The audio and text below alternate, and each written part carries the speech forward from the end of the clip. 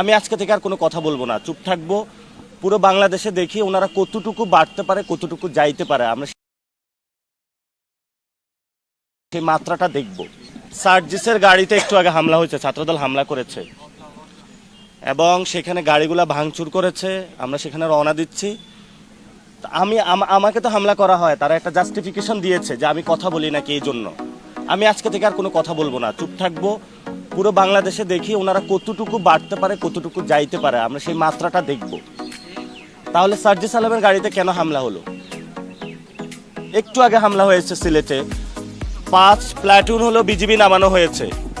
প্লাটুনের BGB নামানোর পরে তাহলে হামলাটা কেন হলো এখন? আমাদের আপনারা জানেন যে ছাত্র শক্তির একজন কুড়িগ্রামের আহ্বায়ক, তার মাথা ফাটিয়ে দেওয়া হয়েছে। সে রক্তাক্ত, বিভিন্ন জায়গায় পুরো বাংলাদেশে একটা সন্ত্রাসের রাজত্ব সৃষ্টি করা হয়েছে।